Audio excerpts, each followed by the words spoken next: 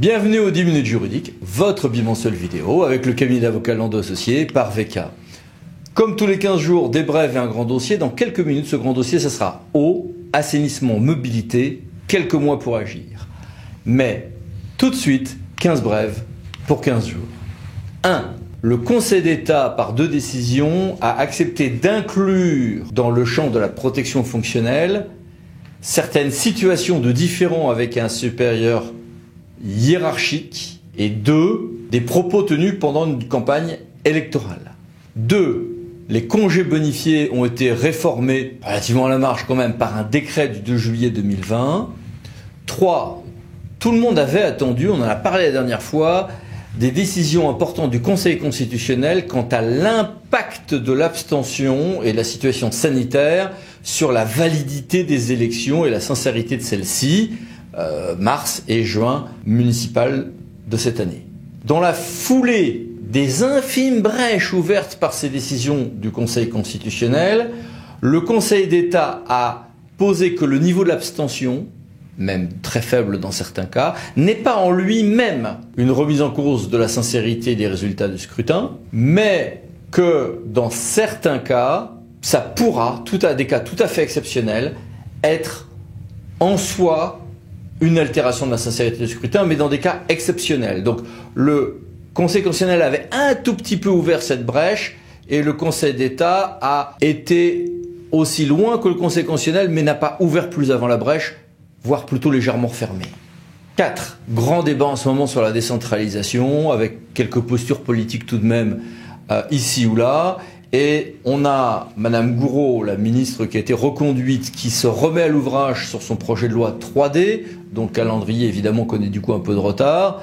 De leur côté, Territoires Unis, AMF, ADF, Région de France, a fait le 8 juillet une conférence de presse très vive, demandant un nouvel volet de la décentralisation, avec des engagements assez forts sur les questions de Ségur de la santé, et pas mal de flou sur le volet intercommunal. Ce qui se clarifie en revanche, c'est les questions de blasons communaux et intercommunaux. Une commune, une collectivité peut reprendre des éléments religieux dans son blason, à la condition que ça soit directement en rapport avec les caractéristiques de la commune, son histoire, ses monuments, et que ça ne soit évidemment pas une forme de reconnaissance religieuse, de prosélytisme ou autre. 6. Ça fait des années qu'on se demande si les déblais qui résultent de travaux sur la voie publique sont en eux-mêmes des déchets. Oui, ce sont des déchets, avec toutes les conséquences juridiques que ça entraîne. Conseil d'État 29 juin 2020, sauf sans doute réemploi légal en matériaux. 7. Il n'y a pas d'urgence à suspendre une préemption si celle-ci est devenue caduque. Conseil d'État 29 juin 2020. En matière d'urbanisme, le Conseil d'État tend une perche aux requérants étourdis qui ont oublié de justifier de ce qu'ils sont propriétaires ou occupants réguliers du bien. Le juge ne pourra pas rejeter leur recours, il devra les inviter d'abord à le régulariser, au moins si c'est le juge qui le fait. Si c'est les écritures adverses, le débat pourrait exister. 9. À quelles conditions un maire peut-il autoriser le stationnement de véhicules sur les trottoirs? Mode d'emploi très précis par le Conseil d'État 8 juillet dernier. 8 juillet aussi, le Conseil d'État aura une autre décision très importante. Une association peut légalement recevoir une subvention, même si elle a par ailleurs, mais ce n'est pas l'objet de la subvention, et ce n'est pas pour ça qu'on l'a financée, bien sûr, un positionnement militant sur tel ou tel débat de société. En l'occurrence, des problèmes de PMA, GPA, etc. Simplement, il en résultera une obligation pour l'association. Ce n'est pas dit comme ça, mais en pratique, il en résultera pour l'association une obligation donc de tenir, non pas une comptabilité analytique, mais de prouver que c'est bien pour un motif d'intérêt local et non pas pour son activité militante que les subventions ont été versées. Un règle qui a fait beaucoup parler de lui 2 jours après, toujours du Conseil d'État, c'est la fameuse très grande condamnation faite à l'État.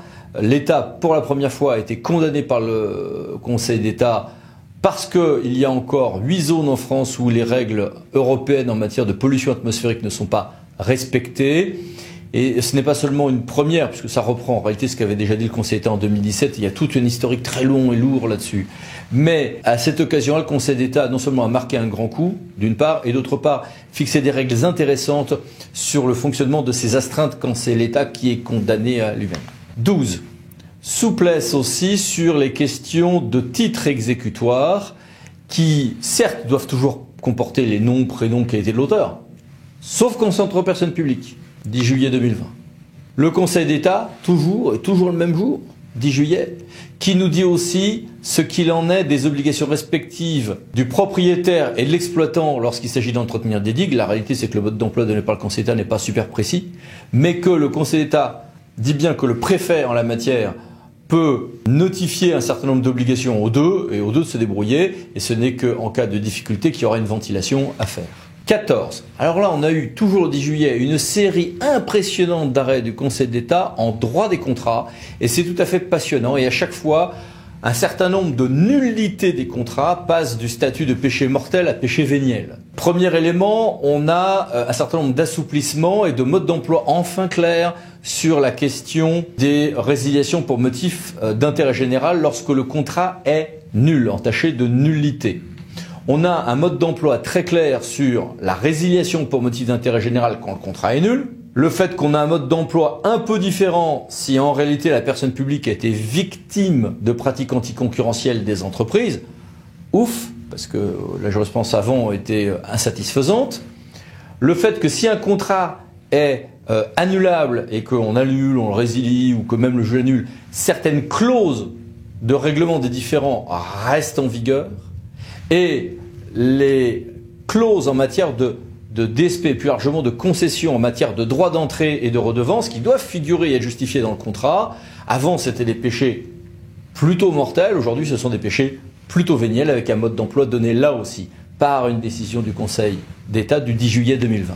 Et puis évidemment, nous sommes fin juillet, donc nous avons la traditionnelle circulaire de rentrée, avec évidemment une importance donnée au périscolaire, évidemment à l'école inclusive et au volet handicap, mais pas beaucoup plus de choses que l'année dernière, et évidemment un rappel des règles sanitaires, mais assez flou, tout simplement parce qu'en juillet, on ne sait pas ce que sera la situation en septembre. Voilà. Passons maintenant à notre dossier eau, assainissement, mobilité, quelques mois pour agir. Les intercommunalités à fiscalité propre ont d'abord récupéré les compétences eau et assainissement, voire pour les communautés autres que la communauté de communes, les eaux pluviales urbaines. Très bien. Toutes les communautés? Non. Parce que dans certaines communautés de communes, villes et villages ont pu décider, avec une minorité de blocage, de reporter cette échéance au plus tard à 2026, avec toute une série de textes de modifications à deux et en réalité même à 3 reprises. Alors, pourquoi y a-t-il urgence du coup? Eh bien parce que les communes et les communautés et les métropoles peuvent passer entre elles des conventions. Mais là, il n'y a pas d'urgence. L'urgence, elle est technique, elle est sur le terrain, elle est dans la fixation des tarifs, elle est dans la gestion des équipes. Et là où il y a une urgence calendaire précise, c'est le cas des syndicats plus petits que les périmètres communautaires, parce que là, il peut y avoir un problème, c'est une disparition ou une réduction de compétences pour ces syndicats, sauf si on leur redonne dans un certain délai qui a été prolongé pour devenir de 9 mois et non plus de 6, pour passer des conventions avec ces syndicats. Donc, il y a la gestion du transfert de la compétence, la réflexion pour ceux qui n'ont pas pris la compétence de savoir si peut-être finalement on va la prendre pour les comités de communes, la gestion des conventions ou pas à signer avec des communes ici ou là, ou sinon gérer des phases intermédiaires ou permanentes, et puis dans le cas des syndicats, un délai de 9 mois. Ouf. Mais à côté de ça, il y a un autre chantier. Là, l'homme, en matière de mobilité, a prévu que les communautés de communes avaient un délai pour choisir si c'est elles qui prenaient la compétence mobilité, s'ils ne l'ont pas déjà, ou si c'était la région qui prenait cette compétence par défaut, quitte à repasser après des conventions. Il y a toute une série de régimes et d'ajustements possibles. C'est un choix important pour les 900 communautés de communes qui n'ont pas encore aujourd'hui la compétence mobilité.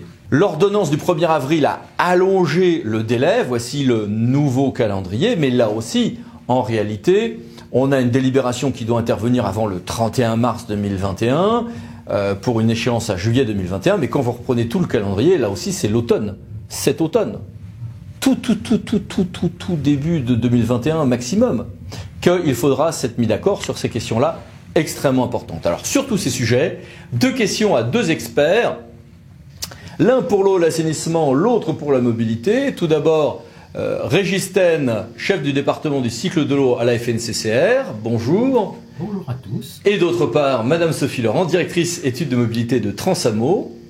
Bonjour madame. Bonjour à toutes et à tous. Alors, première question, d'abord sur la question des communautés de communes et ces questions de mobilité.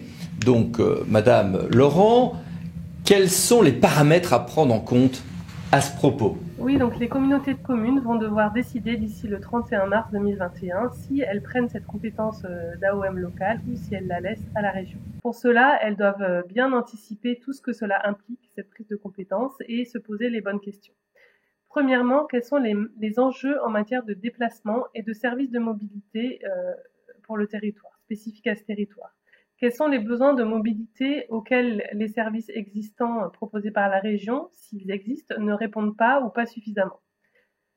Autre question, quelle est l'échelle du bassin de déplacement? Autrement dit, quel est le périmètre le plus pertinent pour penser l'organisation de la mobilité des habitants de la communauté de communes? Est-ce que les déplacements du quotidien se situent à l'intérieur du périmètre de la communauté de communes ou est-ce qu'ils s'étendent au-delà, auquel cas ça vaudrait le coup peut-être de penser cette organisation de la mobilité et cette prise de compétences à une autre échelle, regroupant plusieurs communautés de communes, par exemple dans un pôle d'équilibre territorial et rural, ce qui permettrait par ailleurs de mutualiser un certain nombre de coûts et de moyens. Enfin, il faut savoir aussi que porter une politique de mobilité a un coût. Il faut donc se poser la question des ressources et des moyens actuels et futurs de la communauté de communes et voir quelles seraient les ressources notamment liées au versement mobilité, sachant que celui-ci peut être levé par une autre communauté de communes à condition de mettre en œuvre une ligne régulière de transport collectif. Et Régis, en matière d'eau et d'assainissement, selon toi, comment piloter la réflexion à ce propos et comment faire du sur-mesure? Il n'y a effectivement pas de modèle unique, pas de solution universelle, chaque territoire doit construire ses propres solutions. L'association des autres collectivités et des parties prenantes est essentielle dans un triple objectif. Assurer la sécurité et la continuité des services sur le long terme, veiller à la cohérence des politiques publiques sur le territoire concerné et améliorer l'efficience des services. Ainsi, au-delà des commissions internes à la collectivité, il me semble qu'il faut mettre en œuvre des cadres d'échange avec les usagers, au sens large bien sûr, via les CCSPL, lorsque la compétence est intercommunalisée avec les membres du groupement, et puis avec les collectivités voisines, notamment s'il existe des conventions d'échange d'eau ou des conventions de déversement d'eau usée, et plus généralement les collectivités porteuses des politiques publiques qui interagissent avec le petit ou grand cycle de l'eau sur le territoire, tels que l'aménagement du territoire, l'urbanisme, le développement économique, le tourisme, etc. À cet égard, la FNCCR suggère l'organisation de conférences annuelles de l'eau, mobilisant ses élus. Ce pourrait être à l'échelle de la clé, mais ça peut être sur un autre territoire, et en tout état de cause, il est important de ne pas rester entre élus et acteurs de l'eau seuls. Régis, restons avec toi pour savoir quels sont les pièges selon toi à éviter à ce stade. Premier piège, sans doute ne regarder que le passé et croire que ce qui n'a pas fonctionné ne fonctionnera jamais. Deuxième piège, vouloir aller trop vite, parfois sous la pression de l'État, sans prendre le temps d'un diagnostic partagé et prospectif de la situation et des enjeux du territoire. À cet égard, il peut être utile de mobiliser un prestataire.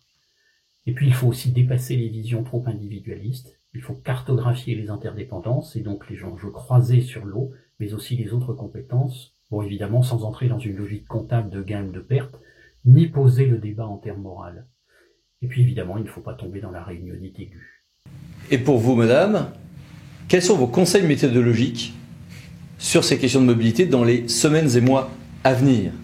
Pour bien avoir toutes les cartes en main et agir dans les délais imposés par la loi, nous conseillons aux communautés de communes de se faire accompagner par des AMO spécialistes de la mobilité, à la fois sur les aspects techniques, mais aussi financiers et de gouvernance. Selon nous, l'accompagnement par un AMO doit notamment intégrer un temps important d'imprégnation du territoire, à la fois des visites de terrain, mais surtout des entretiens avec les acteurs locaux et notamment les élus, et beaucoup d'ateliers de concertation avec les habitants, à la fois en phase de diagnostic, mais aussi également en phase d'élaboration et de discussion des scénarios, pour être sûr de proposer une stratégie sur mesure qui soit adaptée aux problématiques de chaque territoire, y compris rural, et de coller au mieux aux attentes et aux besoins des habitants de la communauté de communes. Enfin, ce qui nous semble intéressant dans cet accompagnement est le fait que, outre les apports techniques sur la stratégie, l'AMO peut aussi apporter des éléments de benchmark mais aussi de pédagogie et de formation sur ces sujets auprès des équipes techniques des communautés de communes qui ne sont pas forcément équipées en termes de moyens humains notamment sur ces sujets-là. C'est tout à fait passionnant. Merci à tous les deux. Merci, au revoir et à une Merci prochaine à vous, fois. au revoir et bonne journée à tous. Et merci à vous, bon courage. La prochaine fois qu'on se revoit, ça sera maintenant fin août. À bientôt. Au revoir.